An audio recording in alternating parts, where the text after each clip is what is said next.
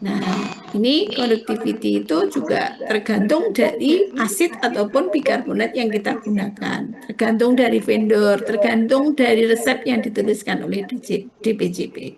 Jika conductivity tidak stabil, proses clearance darah juga tidak optimal.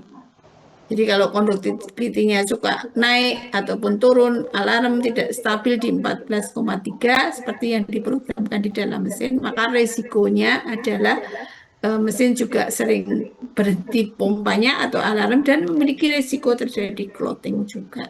Di samping clearance yang tidak optimal. Oke. Nah, kalau tadi kita gambarannya itu kita lepaskan, yang ada tanda warna merah, ini yang ada bagian yang masuk pompa, ya, itu disebut sebagai arteria lain. Nah, yang biru ini disebut sebagai venas lain. Nah, dua jarum ini adalah fistulanya. Oke, ya. Nah, kemudian kita lihat nih dialisernya, kenapa di dalam dialiser itu eh, bisa kita lihat luas permukaannya, kemudian permeabilitas membrannya, kemudian kita juga tahu surface area membrannya berapa, karena di dalam dialiser itu yang tipe yang sekarang kita temukan adalah bentuknya hollow fiber atau HF. Parallel plate itu di sejarahnya kita awalnya adalah dengan parallel plate dan coil ya. Tapi yang sekarang eranya adalah era hollow fiber. Bentuknya seperti yang tadi dilihat teman-teman. Nah, kemudian dari dialiser itu selusik, semisintetik, dan sintetik. Nah, semakin ke sini permeabilitasnya akan semakin baik. Dari selulose ke semisintetik, kemudian ke sintetik itu semakin baik. Ya, yang sekarang kebanyakan adalah sintetik dan semakin ke sini harganya sintetik ini juga mahal. Ya, jadi komponen yang paling mahal di dalam komponen hati itu adalah di eh, hollow fibernya. Maka kalau dulu kita menghemat biaya, maka dia lakukan reuse. Ya, tapi sekarang reuse BPJS hanya membiayai dibayar 80%, tidak 100%. Maka rame-rame ini itu tidak memberlakukan reuse lagi. Ya, oke. Nah, dialiser disebut sebagai ginjal buatan atau hollow fiber atau artificial kidney, ya, ginjal buatan. Disebut dengan membran semi permeabel dan berperan seperti dinding pembuluh pada nefron manusia karena dia bisa selektif. Jadi dia bisa milih sesuai dengan yang ukurannya cocok, dia bisa melewati membran. Memiliki porus yang hanya dilewati oleh air dan saat tertentu sesuai dengan berat molekulnya. Berat molekul yang besar tidak sesuai ukurannya dengan membran tidak bisa lewat, akan tapi dia bisa menempel pada dinding membran. Sehingga dia membuat coating di dinding membran itu yang menyebabkan kalau pasien itu menggunakan reuse, resiko terjadi terjadi Fusarious syndrome itu akan lebih kecil karena darah sudah kenal nih dengan dialiser yang kemarin digunakan. Ya, oke. Nah, gambarannya dialiser itu seperti ini. Nih, bisa dilihat teman-teman kursornya Bu Ispi di paling kanan bawah. Bisa? Ya, ini darah itu berada di jalur yang kecil ini, yang satu kayak kayak kayak rambut kita. Nah, ini berlubang di dalamnya. Terus kapilernya juga berlubang kecil-kecil. Darah ada di dalam situ. Tetapi darah yang ada di dalam satu kapiler ini, dia akan berkumpul keluarnya adalah di ujung sini dan di ujung satunya sana. Nah, yang di samping ini adalah untuk dialisat. Ya, jadi dialisat itu nanti akan merendam kapiler-kapiler ini. Nah, dinding dari kapiler ini disebut sebagai membran semi permeable. Ada gambaran teman-teman? Ada Ibu. Ya, oke. Nah, kalau kita lihat secara skematis, ini gambarnya adalah seperti ini, ya. Ini jalur masuknya darah, ini jalur keluarnya darah. Nggak mungkin darah itu keluar dari sini ataupun keluar dari sini, kecuali ada yang ini tadi patah, yang ini patah nih. Kalau ini patah, berarti darah akan keluar. Kalau darah keluar, maka darah itu akan di sini akan berwarna merah yang keluar dari samping. Oke. Nah, ini kalau ini fibernya ini ada yang patah 5 atau 10, itu darahnya akan ikut ketarik ke sini sehingga sini berwarna merah. Nah, kalau sudah ada darah berwarna merah, mesin otomatis berhenti, mati, ya. Itu safety-nya mesin. Supaya apa? Supaya dialiset itu tidak masuk ikut aliran darah, supaya tidak terjadi resiko kontaminasi oleh endotoksin, ya. Oke. Nah, Nah, fiber-fiber tadi yang muaranya adalah di ujung atas dan di ujung bawah, kalau kita potong, melintang, ini gambarannya adalah seperti ini. Jadi di dalam satu fiber ini isinya adalah darah, dindingnya ini adalah yang disebut sebagai membran semipermeable. Dindingnya, yang bulat ini. Ya, tapi dinding yang bulat itu, karena ini kan dipotong melintang nih, jadi panjang segini nih. Ini potongannya melintang, dipotong seret gitu, dan ini ketemunya seperti ini. Nah, dialisat itu di mana? Dialisat itu masuk di yang biru, dia merendam kapiler-kapiler ini. Jadi dia berada di antara bulatan-bulatan ini. Ini namanya dialisatnya. Nah, kemudian perbedaan konsentrasinya yang tadi di proses difusi tadi di mana? Ya, perbedaan konsentrasi dialisat dan darah. Yang membedakan konsentrasinya itu berbeda apa? Kandungan eh, molekulnya, bukan karena ada dextrose atau apa, tetapi kalau molekulnya lebih banyak berarti dia lebih pekat. Kalau uriumnya lebih tinggi berarti dia lebih pekat. Kalau natriumnya lebih tinggi berarti dia pekat. Ya, sehingga natrium yang tinggi, kemudian urium yang tinggi, kreatinin yang tinggi di dalam darah itu membuat aliran darah itu konsentrasinya lebih tinggi. Sehingga dia akan mengalir dari konsentrasi yang tinggi ke konsentrasi yang rendah.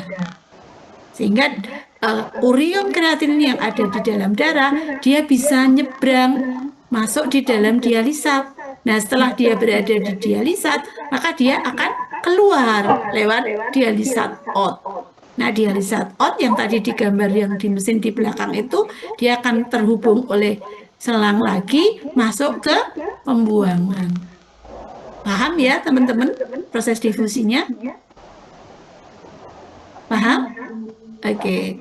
Jadi, kalau proses difusi yang berpindah itu hanya solutnya, hanya molekulnya. Ya, tapi pelarutnya, cairan yang ada di dalam darah ini tidak akan ikut keluar dengan difusi tadi. Tetapi cairan yang ada di dalam darah itu akan ikut keluar itu melalui proses ultrafiltrasi. Karena ada tekanan hidrostatik. Jadi kalau ada tekanan itu kayak diperes, ya didorong, ya dorong. Kalau dari darah itu namanya tekanan positif, dia mendorong.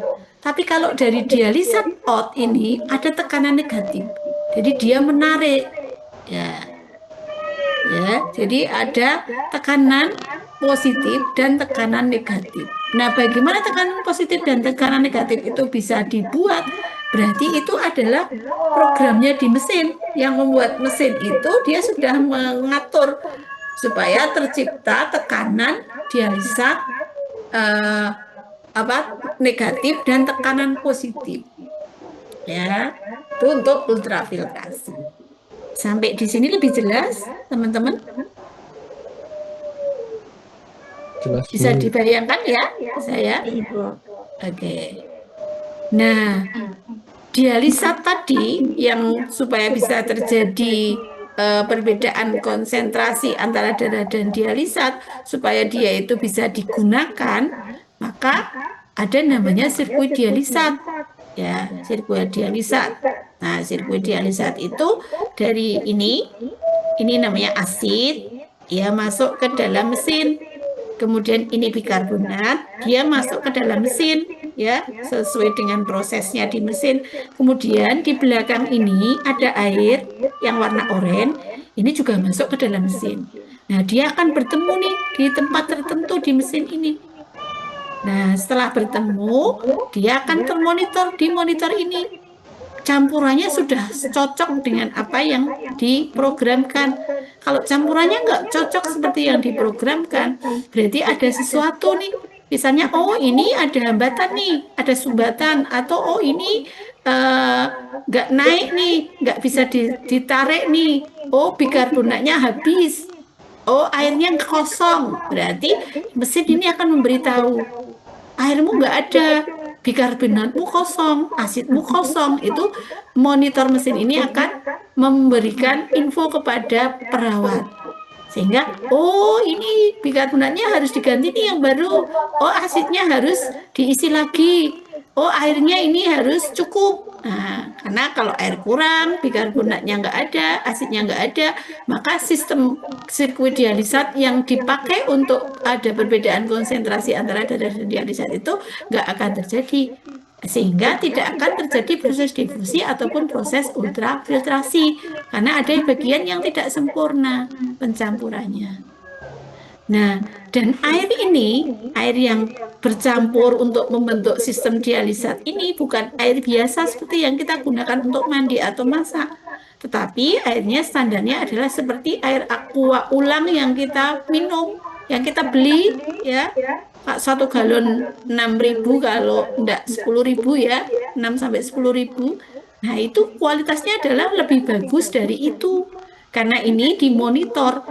Ya, proses ini dimonitor dari sumber air biasa, kemudian dilunakkan, kemudian diberi garam, ya, kemudian disaring, kemudian direver osmosis, kemudian diionisasi baru menuju ke mesin HD.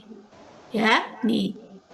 Makanya kenapa HD itu biayanya mahal dan air yang digunakan lumayan luar biasa karena 1 kali tindakan HD 4 sampai 5 jam membutuhkan air sebanyak 120 sampai 150 liter dan airnya adalah air yang ditreatment. Sehingga setiap kali 1 kali HD dia akan membeli air seperti air aqua itu 150 liter. Ya, maka biayanya jadi mahal. Oke. Dan kalau tidak ada air, HD nggak akan bisa berjalan. Ya, oke. Nah, ini prosesnya pencampurannya. Ya, kalau kita menggunakan namanya dialisat bikarbonat yang kita gunakan, maka komposisinya campuran antara asid ini yang tadi di botol di depan mesin tadi, bikarbonat yang ada di samping, kemudian ada air di belakang mesin yang keran itu. Nah, perbandingannya adalah H2A asid, bikarbonat H2O2, 1 liter asid, 1,83 bikarbonat, dan 34 liter. Nah, dalam 1 sesi HD, maka dia akan menghabiskan 5 liter asid, ya, 5 liter asid. Ya, sehingga kalau ini 5 liter, berarti ini akan dikalikan 5, karena perbandingannya 1:34. Berarti 34 dikalikan 5, berarti sekitar 150-an. Ya, bahkan lebih ya. Nih pemakaian air RO-nya, namanya air RO, reverse osmosis. Sampai sini lebih jelas, teman-teman? Halo? Jelas, Bu. Oke. Nah, ini proses pengolahan airnya untuk menjadi dialisat. Ada dialisat cuping, kemudian water treatment sistemnya, di reverse osmosis, diionisasi, karbon absorpsi, purifikasi. Jadi dari bawah sini, dipurifikasi, karbon absorpsi, diionisasi, kemudian reverse osmosis. Setelah reverse osmosis baru kembali ke mesin-mesin HD. Nah, kemudian di penyimpanan itu juga harus dicek microbiological testingnya. Paling tidak 1 bulan, at least 1 month. Chemical, at least 1 year. Ya, kontaminan testingnya. Nah, kemudian yang sekarang kita gunakan adalah endotoksin. Ya, endotoksin itu dites tiap bulan. Ya, oke. Nah, untuk water treatment yang dites apa? Kualitas kontrolnya, endotoksin tiap bulan, kimiawi tiap 3 bulan, mikrobiologinya juga tiap bulan. Oke. Nah, kemudian komposisinya yang menyebabkan kok perbedaan. Oh, ini kaliumnya cairannya lebih pekat. Oh, ini cairannya lebih tidak pekat misalnya. Misalnya pasien dengan hiperkalemi, berarti kalium yang tinggi di mana? Di darah atau di dialisat? Di darah. Berarti karena kalium itu akan bergeser melalui proses difusi. Kalium kan ini solut ya, molekul bukan cairan. Maka dia akan bergeser dari konsentrasi tinggi ke konsentrasi yang lebih rendah. Nah, konsentrasi yang tinggi berarti kaliumnya itu lebih banyak dibandingkan yang ada di dialisatnya ya. Maka kalium itu akan bergeser dari darah ke dalam dialisat. Kalau di asidnya ini nol kaliumnya, kemudian di darahnya itu kaliumnya adalah 7, maka 7 ditambah nol akan dibagi 2 supaya terjadi keseimbangan. Berarti nanti di akhir HD itu harus tercapai 3,5. Ya, itu minimal. Jadi sampai terjadi keseimbangan dia akan berhenti. Sama natriumnya juga begitu ya. Kalau natrium di dalam darah itu tinggi, maka dia akan bergeser ke dialisat. Maka pada saat pasien terjadi hipotensi, maka natriumnya yang ada di dialisat ini bisa dinaikkan ya, bisa diatur ya. Nah, nanti itu di program HD-nya, di mesin HD-nya ya. Kemudian ada kalsiumnya, ada magnesiumnya, ada bikarbonat, ada glukosa. Maka kenapa kalau pasien-pasien dengan eh, diabetes mellitus, dia gulanya tinggi, pada saat proses HD tidak perlu diberikan insulin. Karena pada saat proses HD, di dalam dialisat untuk glukosanya nol, tidak ada glukosa, maka dari tubuhnya pasien dia akan keluar ke dialisat. Sehingga resiko hipoglikemi, sehingga kalau pasien DM pada saat proses HD tidak perlu disuntik insulin. Semakin jelas ya teman-teman ya. Nah, kalau ini bergeser dari darah ataupun dari dialisat ke darah, itu berarti melalui proses difusi. Cairannya nggak berubah. Nah, tapi cairan akan berubah melalui proses ultrafiltrasi.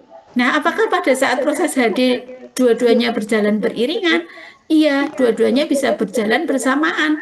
Tetapi programnya sesuai dengan program yang kita masukkan. Jadi saat proses HD kita akan membuat program hemodialisis, kemudian kita akan berusaha sampai proses difusinya itu berjalan dengan baik. Nah, difusi berjalan dengan baik akan dipengaruhi oleh apa? Kecepatan putarannya, lamanya HD. Nah, itu yang akan menyebabkan proses difusi itu berjalan dengan baik. Ya, oke. Nah, komposisi dialisat tadi kan saya titik-titik nih, yang di sini nih titik-titik itu kandungannya itu masing-masing pilihan itu akan berbeda. Jadi dialisat itu tidak hanya satu macam asid itu. Ada yang kaliumnya 0, ada yang kaliumnya 2, ada yang natriumnya bisa kita atur, kita naikkan ya. Nah, tergantung dari jenis yang kita gunakan. Nah, kalau di contoh ini yang sudah ada kandungannya. Jadi setiap kali di proses HD, kita akan tahu nih kandungan yang ada, asid yang kita gunakan itu seperti apa. Ini contohnya saja. Ini adalah gambarannya, K-nya 2, ya, 0,05, kalsiumnya 1,90, Mg-nya 1, glukosnya 0,00. Nah, kemudian ini akan kita lihat, ini 303. Berarti ini akan kita pilih yang 1 plus 3522. 1 plus 3522. Berarti setelah terdilusi ya dengan bikarbonat dan dengan cairan, maka Na-nya adalah 137, kaliumnya 2,05, kalsiumnya 1,09, Mg-nya sekian. Ini komposisinya di sini. Sehingga kalau ini kaliumnya 2, kemudian kaliumnya pasien pada saat dilakukan HD itu 8, berarti 8 plus 2, berarti 10 dibagi 2, berarti nanti akhir HD harapannya dia akan turun menjadi 5. Ya. Kalau mau lebih cepat lagi, berarti pilihlah yang ininya 0, ya.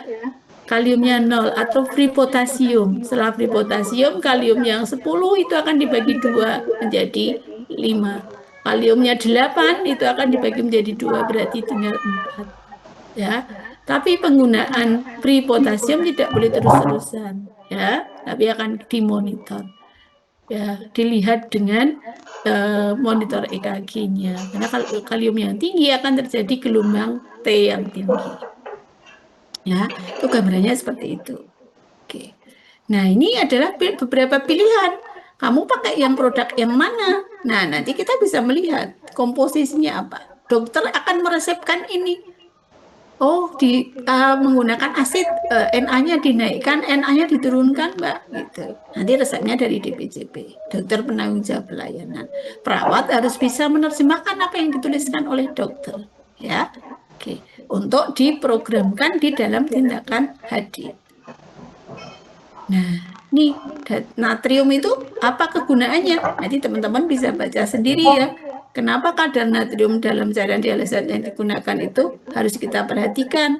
Karena ini ada berperan penting dalam tubuh, menjaga keseimbangan elektrolit, mengendalikan cairan dalam tubuh, mengatur kontraksi otot, sehingga kalau dia natriumnya turun, maka pasiennya juga bisa terjadi kram. Mengatur fungsi saraf, membantu menjaga tekanan darah normal. Kalau pasiennya hipotensi, Na-nya dinaikkan supaya apa? Supaya tidak terjadi hipotensi. Ya, oke. Nah, setelah kita tahu nih bagaimana cara kerja HD, kemudian apa saja yang kita perlukan di dalam tindakan HD, maka kemudian kita harus paham indikasinya HD itu kapan dia akan dibantu dengan tindakan HD. Ada HD akut, ada HD kronik, ya. Kalau secara biokimiawi, maka yang sebagai bahan sebagai tolok ukurnya adalah BUN atau blood urea nitrogen, atau sering disebut sebagai ureum. Nah, ureum itu adalah 2,14 kali BUN nilainya. Kalau bunnya 100 berarti ureumnya 100 kali 2,14. Nah, kreatinin itu lebih dari 10, kemudian terjadi hiperkalemi, terjadi asidosis metabolik. Itu indikasi biokimiawi untuk dilakukan tindakan HD. Indikasi klinis selain biokimiawi yang bisa kita lihat, oh ada anoreksi, ada nausea, ada muntah, ensefalopati uremikem, ya, pasiennya ngomong sendiri, nggak karuan, yang keluar adalah di alam bawah sadarnya dia. Nah, kemudian ada edema paru, refraktor diuresis ya, dengan edema anasarka, kemudian sudah didiuresis tetapi tidak keluar sama sekali urinnya. Namanya refraktor diuresis. Jadi anuria, tidak keluar sama sekali. Itu maka ini menjadi indikasi untuk segera dilakukan tindakan HD. Uremikem perikarditis, uremik perdarahan karena uremik ya. Jadi bercak-bercak merah saking tingginya ureum, maka itu harus dilakukan secara klinis muncul di situ. Ya, ini adalah indikasi untuk hemodialisis. Nah, kemudian indikasi HD juga ada pasien GGA dan ada pasien CKD. Ya, kalau tadi secara biokimiawi dan secara klinis, maka ini ada namanya HD inisiasi, ada indikasi dini dan ada HD emergensi. Dari kondisi klinis tadi bisa kita pisahkan mana yang bisa kita inisiasi, mana yang indikasi dini dan mana yang harus emergensi segera kita lakukan. Dan kita juga harus paham konsepnya dia HD pada pasien GGA atau HD pada pasien CKD. Ya, sebagai perawat HD, sebagai perawat dialisis harus memahami itu. Ya. Nah, timing of hemodialisis inisiasi itu baru dikenakan kalau dia sudah terkontrol rutin di poliklinik di stadium 4, maka dia sudah dikenakan terapi pengganti. Jadi namanya inisiasi, dikenalkan ya. Ini udah milih mau hemodialisis, peritoneal dialisis atau ada rencana transplant. Nah, edukasi tidak hanya pada pasien sendiri, tetapi juga support sistemnya itu diedukasi, ya, baik anggota keluarganya ataupun yang bisa memberikan support sistem itu untuk memilih terapi pengganti itu harus kita edukasi. Nah, kemudian inisiasi dialisis itu merupakan keputusan untuk memulai dialisis pertama ataupun pemeliharaan, ya. Jika sudah mulai tanda gejala uremik, adanya kehilangan energi protein, pasiennya sudah lemes, mudah lelah, tak berdaya, ya. Kemudian ada mual, berkemih, ya, perubahan berkemih, penurunan kadar Hb, kemudian disertai dengan abnormalitas dan atau kelebihan volume dengan gangguan medis. Jadi kelebihan volume dan disertai gangguan medis, ya. Itu merupakan dia harus sudah mulai dikenalkan dengan tindakan dialisis. Nah, kalau indikasi dini memang sudah betul-betul terjadi gejala uremia dan laboratoriumnya tadi sudah menunjukkan perubahan dan tes clearance kreatinnya tinggal 5. Jadi sudah di CKD state 5. Nah, inisiasi tadi CKD state 4 ya. Sudah dikenalkan. Kalau ini dini indikasi dimulai itu di CKD state 5 ya. Oke. Nah, kalau emergensi kita nggak melihat dia di state berapa, tapi kalau ada koma uremicum, ada perikarditis, ada neuropati perifer, ada hiperkalemi, nah mungkin ini AGI, mungkin ini CKD. Nah, maka kalau ada kondisi seperti ini dan dia memang hasilnya nilai urium kreatininnya tinggi, maka dia harus segera dilakukan tindakan. Nah, pilihan utamanya untuk tindakan emergensi ya hemodialisis. Ya, kalau peritoneal dialisis kan lama prosesnya, tapi kalau hemodialisis itu cepat. Oke, ini indikasi terapi pengganti GGA ya. Nanti bisa dibaca sendiri. Pasien dengan gagal ginjal akut kondisi seperti ini harus segera disiapkan untuk tindakan HD. Nah, kemudian prescription of hemodialisis itu resep HD yang diberikan berdasarkan hasil pengkajian klinis pasien. Nah, yang membuat siapa dokter penanggung jawab pelayanan sebelum HD dimulai. Resep ini bisa berubah pada saat proses HD itu berjalan atau intradialitik. Jadi setelah kita tahu semua apa yang terjadi dalam proses HD, konsepnya seperti apa, kemudian kita sudah tahu dia ada indikasi untuk dilakukan HD, maka dokter akan memberikan resepnya. Nah, resep HD itu yang akan kita terjemahkan ke dalam program kita. Nah, ini adalah contoh resep HD yang diberikan DPJP kepada perawat dialisis pada saat kita mengerjakan tindakan HD. Yang harus ada adalah time of dialisis. Lamanya tindakan HD itu berapa jam? Kekuatan dari kipinya, quick blade-nya itu berapa mili per menit. Dialisat flow-nya, kidinya itu berapa. Itu bisa diatur di dalam mesin. Mau resepnya minta seperti apa, perawat harus bisa mengatur itu semua di dalam program mesin. Kemudian UF goal-nya, UF per session per satu kali tindakan HD itu mau ditarik berapa nih ultrafiltrasinya. Misalnya, 4 liter, 2 liter. Nah, itu sudah tertulis di resepnya. Kemudian UF rate per jamnya. Jam pertama saya mau narik 1,5. Jam keduanya cuma 500. Itu juga bisa diatur. Ya, perawat HD harus bisa melakukan itu. Kemudian konduktivitinya akan kita ubah karena saya butuh natrium yang lebih tinggi atau natrium yang lebih rendah. Base transport, natrium bikarbonat, temperatur itu juga bisa diatur sesuai dengan yang diresepkan oleh DPJP. Ya, dan kita harus memahami karakteristik mesin yang kita gunakan. Dia batasan temperaturnya berapa, NA-nya berapa, itu kita harus perawat HD harus memahami itu. Ya. Nah, ini adalah elemen yang tadi dituliskan, dialisis modality, mesin dan aksesorisnya dan pelengkapnya yang tadi sudah kita diskusikan di atas. Dialiser juga sudah, UF atau fluid removal-nya bagaimana dia melalui ultrafiltrasi, namanya HD, blood flow-nya seperti apa, dialisat flow-nya, kemudian antikoagulan dan dialisat yang digunakan, itu semua adalah yang harus dituliskan oleh dokter. Kalau itu belum ada, dokter meminta pasien dilakukan HD, maka kita boleh menanyakan, dokter resepnya apa? Mau HD apa ini? Nah, itu karena kalau HD-nya itu resepnya satu pasien dengan pasien yang lain itu bisa berbeda. Nah, kalau resepnya berbeda, maka penyiapannya juga akan berbeda. Alat yang kita pilih pun akan berbeda sesuai dengan resep yang dituliskan. Ya. Oke, ini proses HD. Nah, kemudian di saat proses HD, ada yang pre-HD, intra, dan post. Jadi kalau sudah mendapatkan resep, maka di pre-HD-nya kita akan ngapain, di intranya apa yang akan harus kita kerjakan, di postnya itu apa dari resep yang tadi itu. Ya, itu akan diterjemahkan di sini di pre, intra, dan post. Oke. Oke, di pre itu ya dari persiapan pasien, persiapan mesin, persiapan alat, setting, priming, stocking, insersi atau kanulasi akses ini berdasarkan resep ya. Oh, pasiennya kita nyiapkannya seperti apa?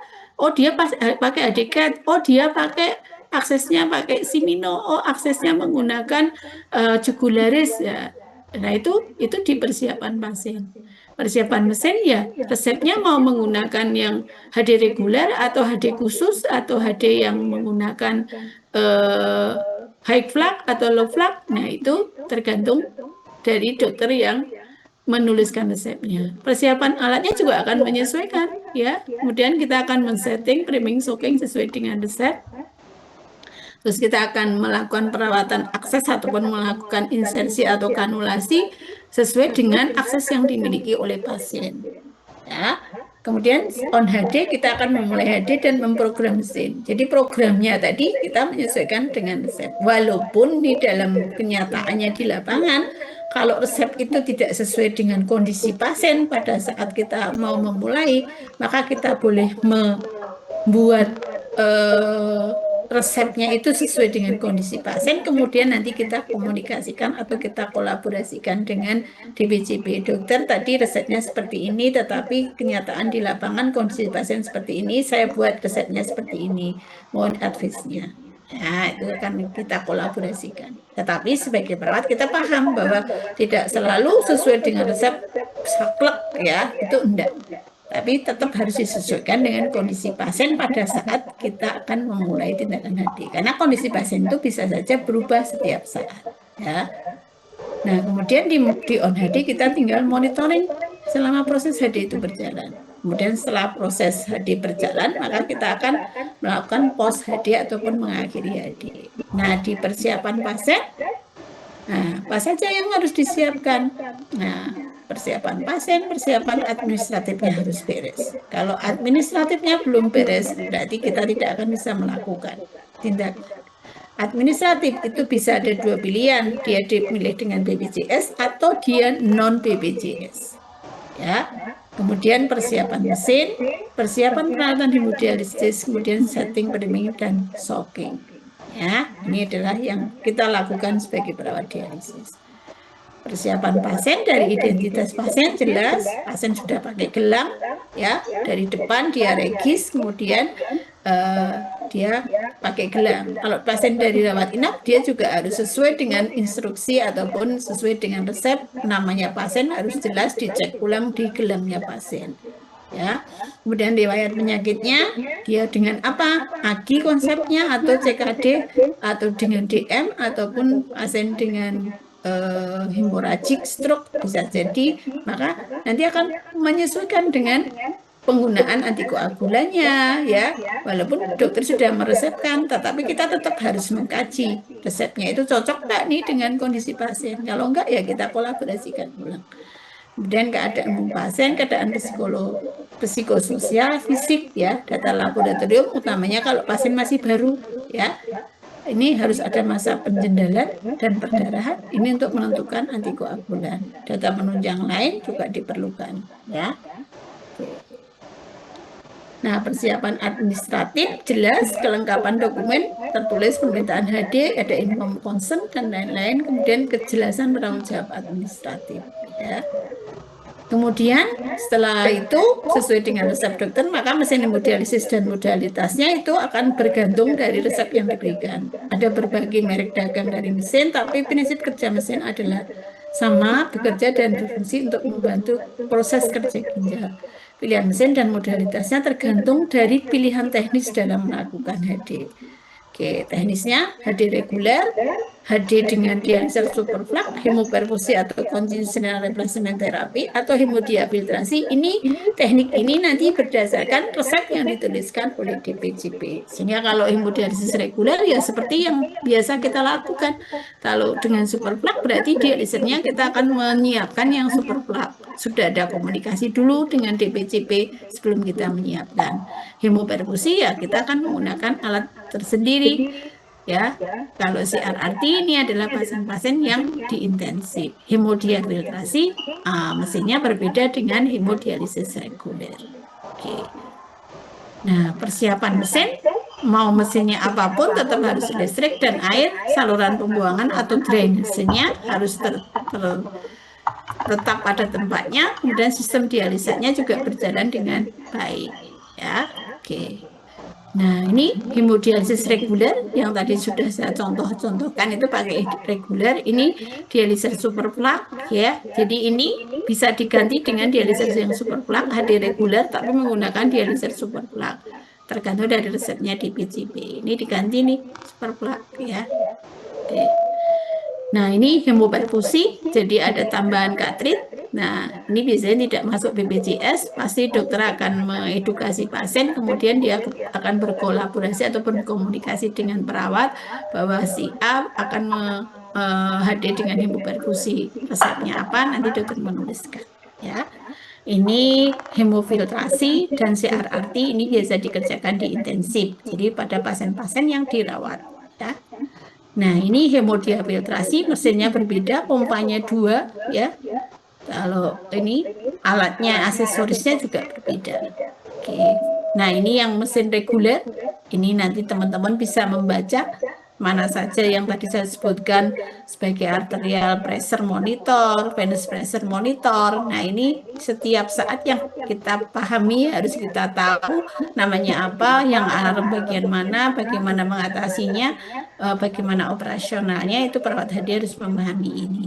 Nanti teman-teman bisa baca ya. Ini display monitornya ya, jadi kalau ada alarm dia akan memberikan info di sini ya, display alarm. Oke. Ini mesin yang berbeda, saya hanya ingin menunjukkan yang tadi merek dagangnya beda tetapi prinsip kerjanya sama. Ini tetap ada asid, ini ada bikarbonat, di belakang mesin ada cairan, ini dialisat masuk, dialisat keluar ya, tetap sama. Oke. Nah, ini persiapan peralatan HD, ada dialiser, AV bloodline, AV fistula, NaCl, infuset, set akses HD untuk insersi jarumnya tadi, yang 2 tempat tadi, povidone iodine, lidocaine atau anestesi lokal, atau povidone iodine itu bisa juga diganti dengan chlorhexidine ataupun alkohol. Nanti perlakuannya akan berbeda. Kalau povidone iodine itu seperti apa dalam kita insersi, kalau alkohol seperti apa, dan chlorhexidine seperti apa ya. Kemudian sarung tangan, ini sarung tangan sterilnya untuk insersi, sarung tangan non steril untuk persiapan. Gelas ukur untuk menampung cairan yang AVBL ini sebelum digunakan akan kita bilas dulu. Timbangan badan untuk pasien, jadi pasien kalau sudah rutin di kita, dia sudah tahu begitu datang dia akan timbang berat badan, ukur tekanan darah secara mandiri, kemudian ditulis di kertas, kemudian dia regis ke pasien, ke admin. Setelah regis dia dapat gelang, kemudian dia baru masuk ya, kemudian dia menunjukkan kertasnya tadi timbangannya berapa, naik berapa kilo ya. Nah, itu nanti yang akan kita assess. Kemudian dokter akan memeriksa, memberikan resepnya. Kemudian perawat akan menuliskan program itu di dalam mesin ya. Oke. Tensimeter, termometer, oximetri itu penting karena sering selama dalam perjalanan itu bisa saja terjadi desaturasi ya. Formulir HD atau lembar catatan medik, kalau sekarang ya electronic medical record ya sekarang. Oke. Ini barangnya ya, ini namanya AVBL itu satu rangkaian, satu set yang baru itu ada arterial dan venous line, kemudian ini dialiser yang baru, ini fistula, ini bikarbonat yang bentuknya PEG, ini bikarbonat yang bentuknya selokat, ini asid ya. Ini dialiser, bloodline, AV fistula needle, ini asid. Oke. Ini set akses HD, ini adalah set akses yang di dalamnya ini adalah steril, ya ini yang khusus digunakan untuk tindakan insersi AP fistula ataupun perawatan hardicap di ruang tindakan HD. Dan ini setelah selesai dipakai, ya semuanya akan dibuang, di-on-kan. Tapi sebelum digunakan ini adalah proses steril sehingga perawat HD harus mampu menjaga sterilitas di dalam setiap tindakan insersi. Karena kalau tidak, resikonya akan terjadi resiko bloodstream infection. Jadi infeksi masuk ikut aliran darah. Ya, oke. Di setting priming soaking mesin HD dan sistem aliran dialisatnya ya. Ini jadi disiapkan dulu ya, kemudian setelah setting priming soaking, kemudian kita melakukan insersi. Nah, insersi ataupun perawatan hardicap tergantung yang dimiliki oleh pasien. Nah, oke. Nah, ini adalah kanulasi. Ini kanulasi outlet dulu, kanulasi inlet, kemudian ini kita rapikan jarumnya. Oke, kemudian kita mulai HD, prinsipnya adalah menghubungkan ekstrakorporeal yang ada di luar ya dengan akses vaskuler. Kemudian kita program tadi lamanya HD, target UF-nya, mengkaji dialiser, menghitung TMP dan memberikan antikoagulan. Ini cara menghitung ultrafiltrasi. Jadi kita tahu ultrafiltrasi itu rumusnya apa, kita dapat dari mana untuk menentukan ultrafiltrasi. Ini biasanya dokter sudah menuliskan ultrafiltrasinya sekian. Tapi kalau misalnya dokter belum menuliskan, maka kita akan mengkaji kondisi pasien pre-HD sekarang dikurangi post-HD yang lalu. Kemudian kita juga harus mengecek dry week-nya. Kita akan diskusi dengan dokter pada saat dokter melakukan visita ataupun pada saat kita sampaikan, dokter hari ini, atau dokter kalau merubah program dia akan ini pasiennya siapa hari ini yang megang si pasien A, nanti dia akan bilang ini UF-nya saya tambahi gitu karena apa, nah nanti kita diskusi ya. Oke. Nah ini tadi yang tekanan positif, tekanan negatif, tinggal nanti teman-teman membaca tadi sudah saya sampaikan. Ini contoh untuk menghitung ultrafiltrasi. Ini menghitung kati per V secara otomatis. Nanti kita akan membuat program di mesin apa saja yang kita masukkan, yaitu jenis kelamin untuk laki-laki, kemudian umur. Kalau untuk perempuan tinggi badan dan berat badan saja, jenis kelamin, tinggi badan, berat badan. Ini KD-nya berapa, durasi treatmentnya berapa, ini akan mempengaruhi hasil dari kati per V. Kati per V itu K-nya clearance, T-nya time, V-nya itu volume. Jadi capaian adekuasi HD dalam satu sesi tindakan HD. Kati per V kalau 2 kali seminggu itu 1,8, 3 kali seminggu itu 1,2. Dan itu di mesin sudah bisa kita lihat. Jadi kalau ini kita masukkan nanti sudah ketemu. Putarannya kita naikkan, lamanya HD ditambah, maka kati per V ataupun capaiannya akan meningkat. Oke, ini gambarannya, ini HD yang sudah berjalan, ini adalah monitoringnya. Nah, ini blood flow, kecepatan aliran darah. Ini capaiannya 4 kali berat badan untuk mencapai adekuasi ya. Ya, ini nanti bisa dibaca. Ini contoh menghitung KIPI dan time of dialysis dari kati per V yang 1,8 itu 2 kali seminggu.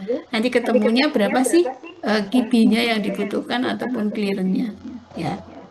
Oke, ini dialisat flow, itu dari kecepatan dialisatnya yang tadi dicampur tadi. Nah, itu rata-rata standarnya berapa, nanti teman-teman bisa baca. Nah, ini antikoagulan biar diberikan standar mini ataupun free dan bisa juga low molecule weight heparin. Oke, ini HD.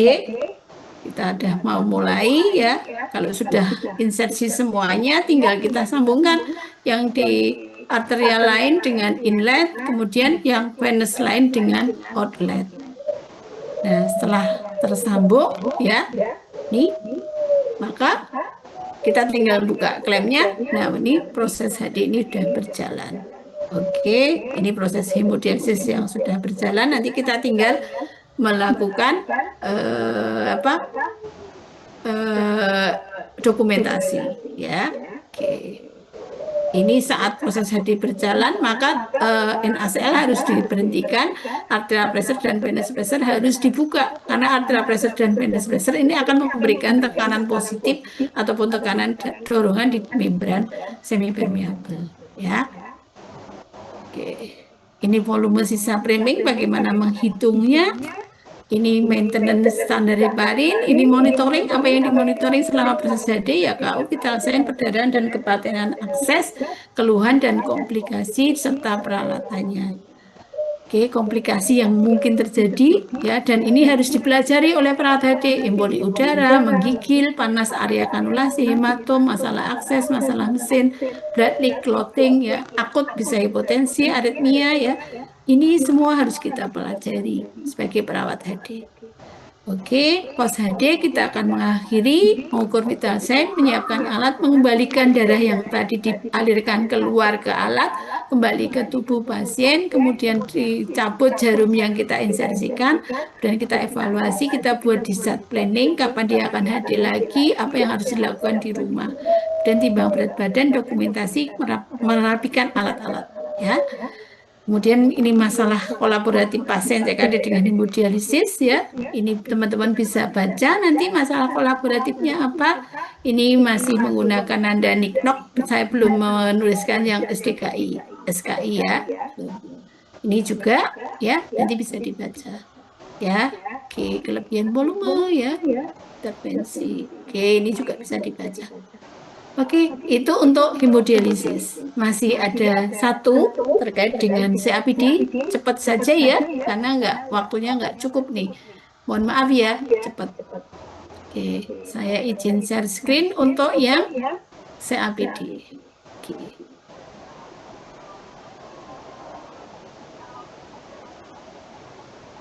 Oke, sudah terlihat teman-teman yang CAPD ya? Halo? Sudah, Ibu. Oke, baik. Sudah, Ibu. Ya, ini outline-nya konsep asuhan CAPD, asuhan pre-CAPD, asuhan on CAPD, dan post-CAPD, serta konsep dokumentasinya. Nah, CAPD, Continuous Ambulatory Peritoneal Dialysis, continuous artinya terus-menerus, ambulatory artinya dengan CAPD, pasien itu memiliki mobilitas yang lebih leluasa, peritoneal memanfaatkan rongga peritoneal dialisis itu prosesnya. Jadi kalau CAPD itu memanfaatkan rongga peritoneal. Kalau tadi HD kita menggunakan dialiser sebagai membran semipermeable, kalau peritoneal dialisis maka dia akan menggunakan perutnya pasien itu sebagai membran semipermeable. Nah, CAPD apa bedanya dengan HD? Dia tidak perlu datang ke rumah sakit 2-3 kali dalam seminggu, waktunya lebih fleksibel, dialisisnya dia bisa kerjakan di rumah, dialisis dapat dikerjakan sendiri, ya, dan pasien bisa mengontrol sendiri, tidak ada tusukan jarum, dia juga tidak membutuhkan mesin HD, tapi kalau menggunakan automatic peritoneal dialysis, dia masih membutuhkan mesin automatic peritoneal dialysis. Sisa fungsi ginjal dapat dipertahankan dengan baik, ya, dengan CAPD itu karena kan prosesnya pelan, tapi setiap saat itu terjadi proses, jadi tidak mendadak, sehingga fungsi ginjal itu dapat dipertahankan dengan baik. Produksi sisa akan dibersihkan terus-menerus dan dari darah sehingga kimiawi darahnya lebih stabil, nutrisinya lebih bebas. Karena setiap hari dia bersihkan. Kalau HD itu kan ditampung dulu, dia datang ke rumah sakit seminggu 2 kali, baru dibongkar seminggu 2 kali. Kalau HD enggak, kalau CAPD tidak, tapi tiap hari selalu dibersihkan. Nah, proses CAPD ada tekanan osmotik cairan dianel, ya, cairan dianel ini sebagai cairan dialisat, ini darah. Jadi dialisatnya ini lebih pekat, maka akan terjadi osmosis. Dari darah akan bergeser ke dialisat. Kalau ini kepekatannya adalah karena konsentrasi dari dialisatnya itu mengandung dextrose yang tinggi. Ya, ini membran peritoneal, ini dinding kapiler. Ya, sehingga akan terjadi osmosis nih, solut yang ataupun cairan yang ada di dalam darah dia akan bergeser ke peritoneal dialisis. Berbeda kalau AD itu dari tekanan tinggi ke rendah, kalau ini osmosis dari solut yang memiliki konsentrasi rendah ke yang konsentrasinya tinggi. Tingginya konsentrasi dialisat yang digunakan itu karena adanya dextrose, kandungan dextrose, ya. Nah, kecepatannya ini kecepatan transport air dan zat terlarut itu tergantung dari kemampuan membrannya. Jadi masing-masing pasien akan berbeda. Kalau dialiser itu masing-masing pasien akan sama dialisernya. Tetapi kandungannya solutnya yang tinggi antara satu pasien A dan B yang berbeda. Tapi membrannya sama. Tapi kalau CAPD membrannya pun akan berbeda tergantung dari membran yang dimiliki si pasien itu sendiri. Maka akan diperiksa peritoneal equilibrium testnya. Jadi fungsi membrannya itu termasuk membran yang apa? High transport, low transport, atau low average atau high average. Ya, nanti akan berbeda di dalam pemberian resepnya. Kalau kita sudah tahu bahwa membrannya ini low transport, oh ini membrannya high transport. Nanti peresepan dianelnya itu akan berbeda. Ya, itu DPCP yang akan memberikan resep. Nah, perpindahan cairan pada CAPD itu dipengaruhi oleh kualitas membran, ukuran dan karakteristik larutan, volume dialisat ataupun dianel, dan kandungan dianelnya itu juga ada Na, ada klor, ada Mg, ada kaliumnya 0 ya. Sehingga kalium yang ada di dalam darah di membran semipermeabel itu di aliran peritoneal itu akan mengalir, akan berpindah ke cairan dianel. Oke. Nah, peritoneum yang digunakan sebagai membran peritoneal itu tersusun atas dua lapisan, yaitu peritoneum parietal dan peritoneum visceral, dan terdapat rongga peritoneal di antara keduanya. Jadi rongga peritoneal, kemudian ini adalah parietal peritoneum, dan ini adalah visceral peritoneum. Jadi visceral itu yang melingkari organ-organ tubuh. Ya, membran yang melingkari organ-organ tubuh itu namanya visceral, peritoneum visceral. Tapi kalau membran peritoneum yang di dinding perut itu disebut peritoneum parietal. Nah, cairan dianel ataupun cairan dialisat yang digunakan untuk CAPD itu akan dimasukkan ke dalam rongga peritoneal. Nah, terjadinya proses difusi ultrafiltrasi itu melalui membran peritoneum ini. Jadi di organnya pasien, kemudian di dinding pembuluh darahnya pasien ini, ya di dindingnya peritoneum itu ada aliran darahnya. Nah, aliran darah yang ada di situ itulah yang akan terjadi proses dari aliran darah itu melalui membran peritoneal, dia akan bergeser ke cairan dianel. Ya. Oke. Nah, cairan dianel untuk bisa masuk ke rongga peritoneal maka harus dilakukan operasi dulu untuk membuat jalur masuknya cairan dianel itu ke dalam rongga peritoneal. Nah, ini ya peritoneum parietal, ini kita bisa lewati. Nah, supaya cairan itu bisa masuk dan bisa terjadi proses seperti difusi dan osmosis, maka ini prinsip kerjanya, terjadi clearance dari darah ke cairan dianel melalui membran semipermeabel, kemudian osmosis terjadi perpindahan cairan dari darah ke cairan dianel di rongga peritoneal karena adanya gradien tekanan osmotik dari prosentase kepekatan cairan dianel. Jadi kalau cairannya berpindah itu karena terpekatnya, tapi kalau clearance itu difusinya. Kalau membran semipermeabel dari darah ke cairan dianel itu melalui proses difusi. Jadi konsentrasi solutnya yang berlebih di dalam darah akan bergeser ke dianel, tetapi kalau cairan itu bergeser dari darah ke dialisat karena ada perbedaan tekanan osmotik karena dextrose yang tinggi. Ya, bedanya dengan HD. Kalau HD ultrafiltrasi karena ada tarikan dari dialisat dan ada dorongan dari darah. Ya.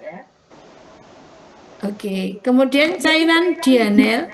Oh, kalau yang ini kan karena osmotik, tidak ada tekanan hidrostatik, ya, tidak ada dorongan yang dibuat oleh mesin, tapi ini alamiah karena dextrose yang tinggi, ada tekanan osmotik dari proses kepekatan cairan dianel, maka terjadilah perpindahan cairan. Tapi kalau HD itu ada tekanan hidrostatik yang dibuat oleh mesin, ya, dan ada dorongan ataupun tekanan positif dari darah, ya, bedanya. Oke, nah cairan dianel itu ada 1,5 2,5, 2,3, 4,25. Nah, yang 4,25 ini tidak dikeluarkan karena ini cepat atau lambat dia akan merusak membran karena terlalu pekat, ya. Taruh jaringannya memang besar, tapi dia merusak membran. Membrannya jadi tidak awet nanti, ya. Kalau yang 2,5, 2,3 itu 400, 600 per satu kali exchange, ya, satu kali exchange.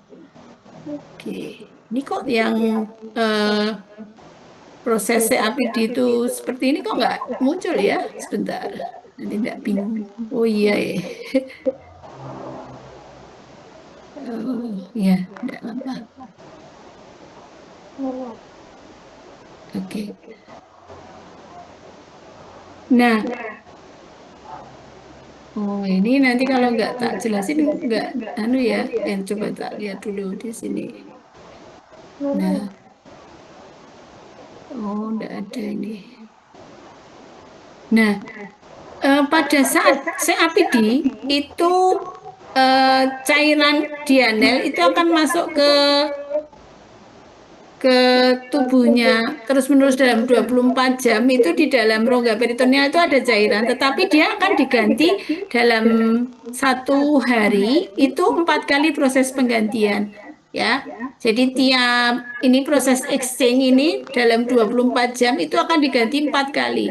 Jadi misalnya pagi jam 7 nanti dia fresh itu akan dimasukkan ke dalam rongga peritoneal, kemudian setelah jam 7 nanti jam 11 itu akan dikeluarkan, tapi di jam 11 itu dia juga akan dimasukkan lagi, kemudian dikeluarkan lagi.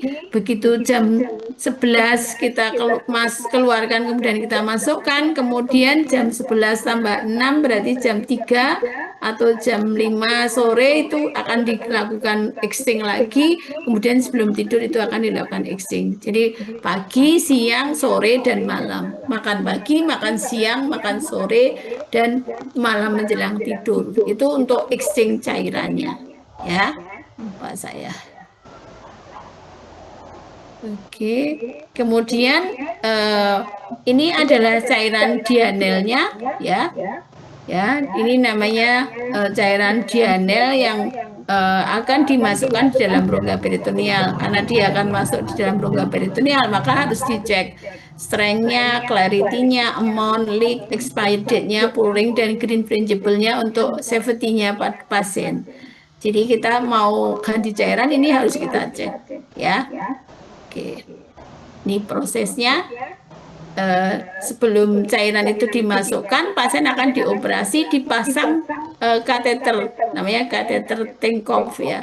Kateter ini akan dimasukkan dalam rongga peritoneal melalui operasi. Dan di beberapa center ini operasi masih merupakan ranahnya urologi. Maka di rawatan kita di IGD itu ada namanya uronepro. Uronepro itu salah satunya adalah untuk merawat pasien-pasien yang transplant karena berkait dengan urologi, kemudian juga pasien-pasien yang CAPD terkait dengan insersi pemasangan Tinkoff kateter atau misalnya ada problem. Nah, Tinkoff ini jalur yang akan dipakai untuk masukkan cairan. Setelah dia dioperasi, dipasang Tinkoff, maka cairan itu akan dimasukkan melalui rongga peritoneal dengan model gaya gravitasi. Kalau dia lebih tinggi dari perut kita, maka dia akan masuk. Kalau dia lebih rendah posisinya, maka cairan yang dari rongga peritoneal akan dikeluarkan. Oke. Ini difusi. Bedanya kalau difusi itu yang bergeser adalah solutnya, kalau osmosis atau ultrafiltrasi itu yang bergeser adalah cairannya. Ini pada CAPD kalau osmosis yang bergeser adalah cairannya dari konsentrasi yang rendah ke konsentrasi yang tinggi.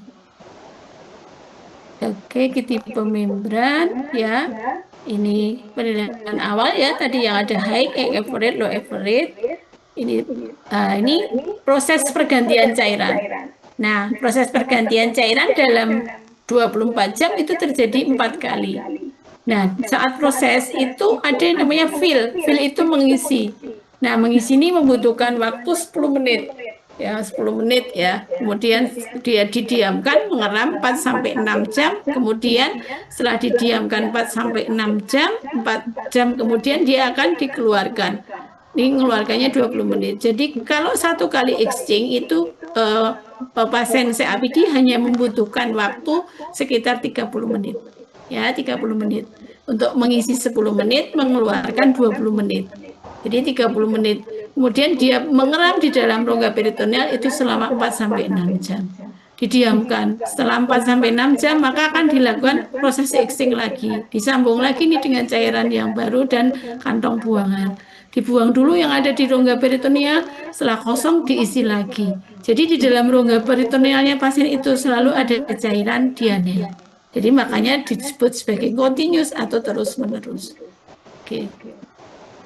Nah, ini proses exchange cairan itu pagi, siang, sore, dan malam. 1 kali exchange 30 menit.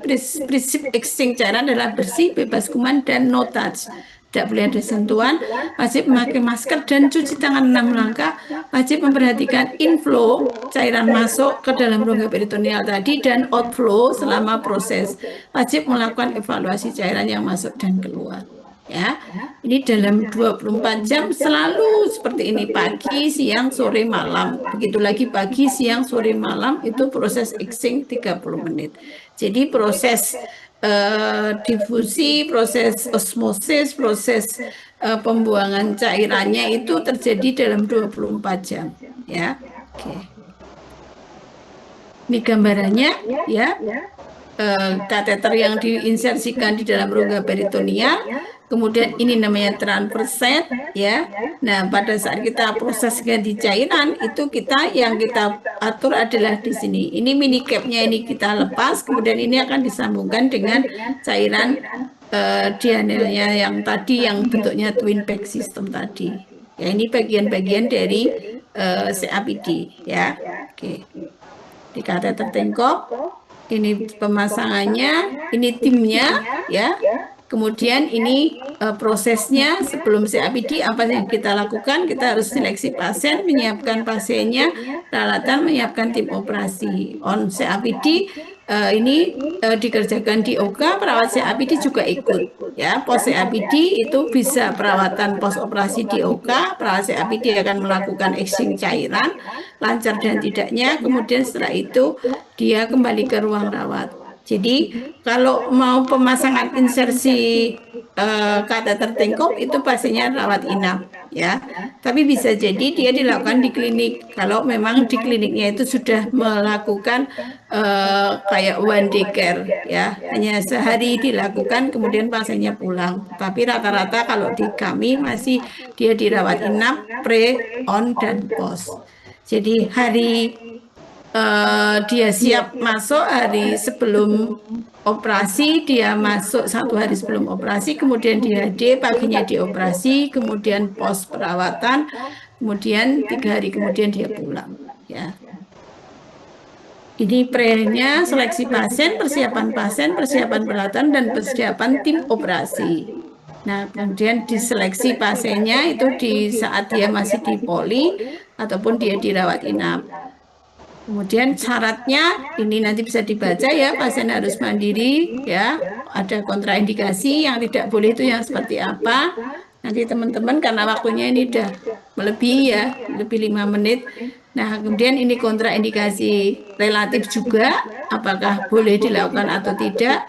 Kalau misalnya boleh dilakukan, ada persyaratan tertentu yang harus dipenuhi, ya, bisa dilakukan tapi harus ada persyaratan. Yang cocok adalah pasien dengan gagalan fungsi ginjal, memilih COPD, mampu mandiri, dan dia memiliki motivasi memiliki support system dari keluarga yang baik. Ini menjadi pilihan alternatif pada pasien dengan diabetes, penyakit kardiovas, penyakit yang kronis, misalnya ada anemia, HIV positif, ya, hepatitis, itu adalah pilihan lebih baik disarankan untuk memilih COPD. Ya, gaya hidup yang aktif, jadwal kehidupan yang bervariasi, takut akan jarum, butuh diet yang fleksibel, itu boleh kita tawarkan untuk COPD. Ini pengajian preoperasi, ya, nanti bisa dibaca apakah butuh asistensi atau enggak, ya, karena ini harus mandiri dikerjakan di rumah. Ini Pak edukasinya, ini juga, ya, mungkin bisa dibaca. Nanti saya buat yang lebih ringkas supaya teman-teman bisa memahami bagaimana cara kerja COPD. Ini paket-paket yang ada. Mungkin itu yang bisa saya sampaikan karena waktunya udah habis ya, teman-teman ya. Ini dokumentasi. Terima kasih. Oke, intinya bahwa apa? Intinya kalau bedanya pasien HD dan CAPD, kalau HD itu dia bergantung pada rumah sakit, seminggu bisa datang ke rumah sakit 2 atau 3 kali, ada yang 1 kali. Kemudian kalau CAPD, dia bisa mengerjakan di rumah, dia menggunakan membran peritoneal sebagai membran semipermeable. Kemudian sebelum dilakukan CAPD itu dilakukan operasi dulu untuk memasang Tinkoff kateter, ya, itu dilakukan operasi di rumah sakit. Kemudian pasien kita edukasi supaya dia bisa mandiri untuk ganti cairan dan pasiennya pulang. Kontrol tiap 1 bulan sekali atau jika ada problem. Kalau yang HD dia harus datang ke rumah sakit dalam 1 minggu 2 sampai 3 kali. Jadi kalau CAPD dia bisa mengerjakan sendiri, kalau AD dia harus datang ke rumah sakit. Mungkin itu yang bisa saya sampaikan, sama-sama dialisis ya, CAPD maupun hemodialisis. Monggo disilakan kalau ada pertanyaan, mungkin bisa 2 pertanyaan. Tapi kalau tidak ada ya tidak apa-apa karena waktunya sudah lebih 15 menit. Mohon maaf. Monggo disilakan kalau ada yang mau bertanya. Karena 2 materi CAPD dan HD dan waktunya hanya 2 jam ya, hanya 2 JPL. Cukup? Nggak ada? Kalau nggak ada, mungkin saya akhiri. Semoga